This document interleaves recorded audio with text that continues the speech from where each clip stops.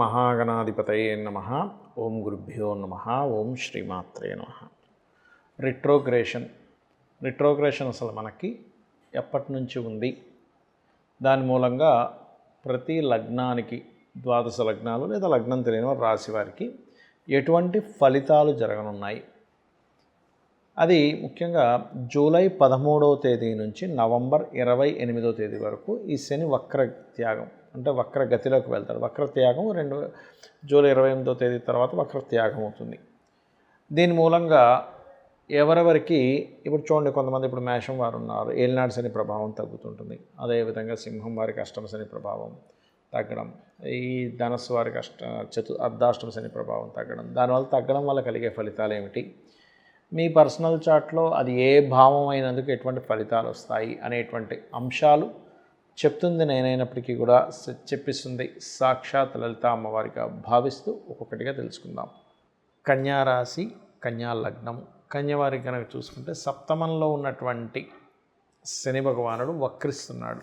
దీనివల్ల ఏమిటంటే, గతంలో ఎవరినైనా మీరు ఇష్టపడి వివాహం చేసుకుందామని అనుకొని దగ్గర దాకా వెళ్ళినటువంటిది జూలై 13 ఎప్పుడైతే వచ్చిందో వక్రగతి వల్ల మీకు ఏదైతే వివాహ సంబంధించింది అనుకుంటుంటారో అది కొంచెం వెనక్కి వెళ్తూ ఉంటుంది. సర్వసాధారణంగానే సప్తమంలో ఏదైనా గ్రహం ఉండి వక్రిస్తే కనుక, సప్తమ స్థానం అనేది వివాహ స్థానము, పార్ట్నర్షిప్ స్థానాలు కాబట్టి అవి వెనక్కి వెళ్తూ ఉంటాయి. అలాగే ఆ వక్రించినటువంటి శని ఇప్పటికే మీకు జూలై 28వ తేదీ వరకు లగ్నం నుంచి 12వ స్థానంలో ఉండేటువంటి కుజకేతువుల మీద దాని దృష్టి ఉంటుంది. కాబట్టి ఖచ్చితంగా ఏదైనా వ్యాపారాలకు సంబంధించిన విషయంలో, మదుపు పెట్టే విషయంలో, అంటే ఇన్వెస్ట్మెంట్స్ చేసే విషయాల్లో చాలా అంటే చాలా 100కి 100 సార్లు మీరు దాని గురించి తెలుసుకోకుండా ఇన్వెస్ట్మెంట్ చేయకండి దయచేసి. అలాగే మరొక విషయం ఏంటంటే, ఇక్కడ ఈ శని ఎప్పుడైతే సప్తమంలో ఉండి వక్రిస్తున్నాడో, 6వ స్థానంలో రాహు వైపు ఎప్పుడైతే వస్తున్నాడో, ఈ కుజుడి యొక్క దృష్టి కూడా దాని మీద ఎప్పుడైతే ఉంటుందో, పర్టికులర్గా ఏంటంటే ఈ కాంబినేషన్ మీకు ఈ శని సప్తమంలో ఉండి 6లోకి రావడం అనేది ఒక రకంగా చెప్పాలంటే కాంపిటీషన్ విషయాల్లో ఖచ్చితంగా యోగం ఉంటుంది. కాకపోతే కుజుడి దృష్టి కూడా ఉన్నందుకు కాస్త 28వ తేదీ వరకు రహస్యంగా ఉండేటువంటి శత్రువుల వల్ల ఇబ్బంది వస్తూ ఉంటుంది. ఎందుకంటే రహస్య స్థానాల వైపు ఆ యొక్క శని యొక్క సంచారం జరుగుతున్నందుకు. అలాగే కుజుడు ముఖ్యంగా 3-8 అధిపతి 28 జూలై తర్వాత లగ్నంలోకి రావడము, వక్రించిన శని దృష్టి కలగడం వల్ల ఎట్టి పరిస్థితుల్లో మీరు వాహనాల మీద వేగంగా వెళ్ళడము ఇటువంటివి చేయకండి దయచేసి.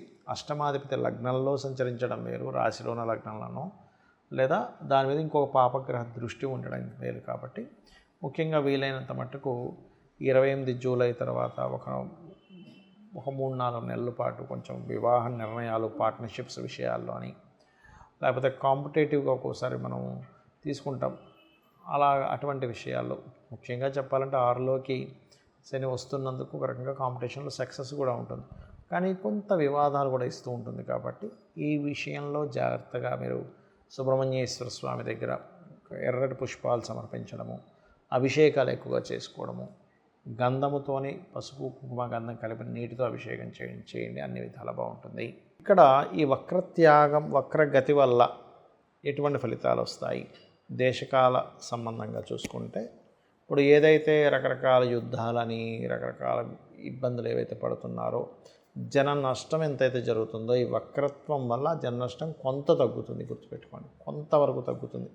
బట్ ఇక్కడ ఏంటంటే శని ఎంత మీకు గురువు రాశుల్లోంచి వక్రించినా కొంత ఇస్తూ ఉంటాడు జీవరాశులైనటువంటి దానివల్ల. అలాగే శని ఎప్పుడైతే కుంభంలోకి వెళ్తుంటాడో, అదేవిధంగా కుజుడు కూడా కేతువుతో ఉన్నందుకు కొంచెం భూమి చీల్చే అంత సమర్థమైనటువంటి బాంబుల వల్ల కొంతవరకు కొన్ని దేశాల్లో భూమి కూడా చీలుకునేంత ఇదిగా అవుతూ ఉంటుంది. ఇది పర్టికులర్గా మనకి కుజుడు సింహంలో ఉన్నప్పుడు కానివ్వండి, దాని తర్వాత వృశ్చికంలోకి అంటే ఈ ప్రభావం పడటం వల్ల, దీనివల్ల కొంతవరకు ఈ వక్రగతి వల్ల కుజుడు కూడా తర్వాత మనకి సింహం నుంచి మారడం వల్ల మనకి హైదరాబాద్ లాంటి ప్రదేశాల్లో కొంతవరకు ఈ భూ సంబంధించినటువంటివి పెరుగుదల కూడా ఉంటుందండి, గుర్తుపెట్టుకోండి.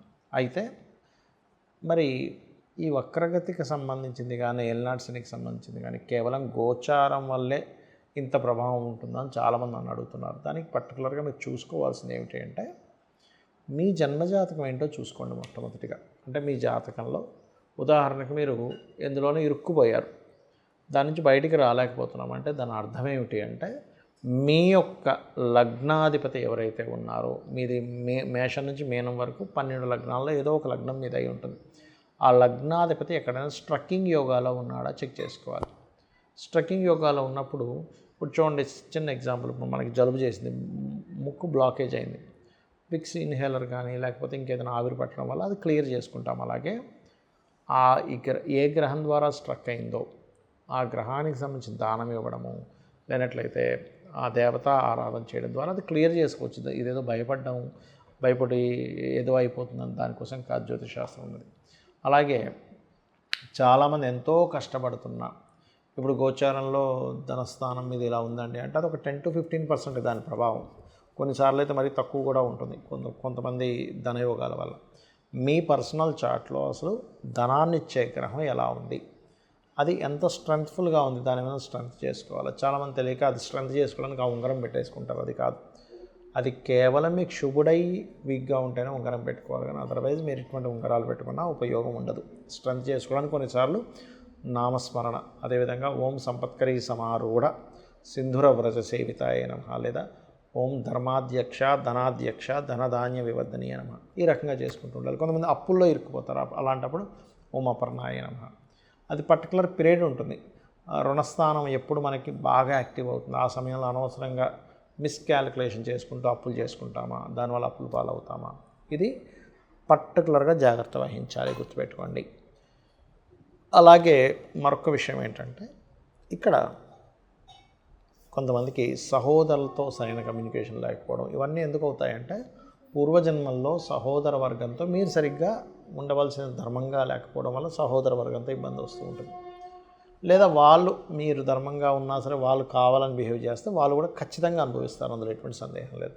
అలాగే ఎప్పుడు నిర్ణయం తీసుకోవాలి, ఏ సమయాల్లో జాగ్రత్తగా ఉండాలి అనేది గోచారం ఎంత చెప్తుందో మన పర్సనల్ చార్ట్ కూడా నిర్ణయాలు ఏ నెలల్లో తీసుకోవాలి, ఏ నెలల్లో తీసుకోవద్దు. చాలామంది నిర్ణయం తీసుకునే సమయం, నిర్ణయం తీసుకునే హోరా, నిర్ణయం తీసుకునేటువంటి మంత్ చాలా జాగ్రత్తగా దాన్ని అర్థం చేసుకుంటూ ఉండాలి దాన్ని ప్రారంభించేటువంటి విషయాల్లో.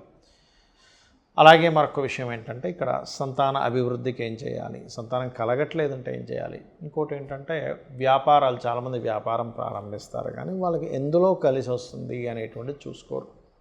ఎంతసేపు హడావిడిగా ఏదో ప్రారంభించేయడం, దానిలో ధనయోగం లేదు. అసలు ధనయోగం ఏ వ్యాపారం ఇస్తుందో, అసలు మీకు వ్యాపార యోగం ఉందా లేదా, దానికి సంబంధించిన మహాదశ నడుస్తుందా లేదా అనేటువంటి సూత్రప్రాయంగా ఉంటాయి జ్యోతిష్యంలో. అంతేగాని కేవలం ఏదో ఏలినాటి శని నడుస్తుంది కాబట్టి నేను వ్యాపారం చేస్తే కలిసి రాదను, అర్ధాష్టమ శనో అష్టమ శనో కాదు, ఇది పర్టికులర్గా తెలుసుకోండి. అలాగే వివాహ సమయం దగ్గర నుంచి, ఇన్వెస్ట్మెంట్స్ సంబంధించిన విషయాల దగ్గర నుంచి, విదేశాలకు వెళ్ళేటువంటి అంశాల దగ్గర నుంచి అన్నీ కూడా మీ జన్మజాతకంలో పర్టికులర్ మహాదశ ఏ రూపంలో మీకు యోగాన్ని ఇస్తుంది, ఇది రైట్ టైమా కాదా వివాహం చేసుకోవడానికి, ఇది రైట్ టైమా కాదా పార్ట్నర్షిప్ చేయడానికి, మీకు అసలు మీ జన్మజాతకంలో పార్ట్నర్షిప్ చేసే యోగం ఉందా లేదా, ఇప్పుడు ఇన్వెస్ట్మెంట్ చేయడం కరెక్టా కాదా, విదేశాలకు వెళ్ళడం కరెక్టా కాదా, గోచారం ఎంతవరకు అనుకూలిస్తుంది. కానీ లేదండి నాకు డిజైర్ ఉంది, అలాంటప్పుడు మీరు ఎటువంటి చిన్న చిన్న పరిహారాలు, ఏదో పెద్ద వేలు లక్షలు ఖర్చు పెట్టి పూజలు చేయాల్సిన అవసరం లేదు. చిన్న నామస్మరణ రోజు కూర్చొని ఒక అరగంట 40 నిమిషాలు కూర్చొని చేయడం వల్ల అది మీకు బలాన్ని ఇస్తుంది. మీకు ఆ సిచ్యువేషన్ హ్యాండిల్ చేసేటువంటి శక్తిని అమ్మవారు ఇస్తుంది. ఆ రకంగా మీరు ఎప్పుడైనా సరే గుర్తుపెట్టుకోండి, మీ జన్మజాతకంలో ఉండేటువంటి ప్లానటరీ పొజిషన్స్ ఎలా ఉన్నాయి, అది ఎంత స్ట్రెంగ్త్ కలిగి ఉన్నాయి. చూడండి, ఇప్పుడు మనలో ఉండేటువంటి స్ట్రెంగ్త్ ఏంటో తెలుసుకుంటాం. నాకు బాగా స్కిల్స్, రైటింగ్ స్కిల్స్ ఉన్నాయంటారు, కొంతమంది సింగింగ్ స్కిల్స్ అంటారు, మరి కొంతమందికి అకల్ట్గా ఏదైనా ప్రిడిక్ట్ చేసే స్కిల్స్ ఉంటాయి. మరి ఒక్కొక్క రకంగా కొంతమంది స్కిల్స్ ఉంటాయి. బైక్ బాగా నడుపుతారు, కారు బాగా నడుపుతారు. అది ఎలాగో మీ పర్సనల్ చార్ట్లో కూడా మీ జాతక చక్రంలో ఉండేటువంటి గ్రహాలు ఎలా ఉన్నాయనేటువంటిది చూసుకోవాలి. ఆ రకంగా ఆ బలాన్ని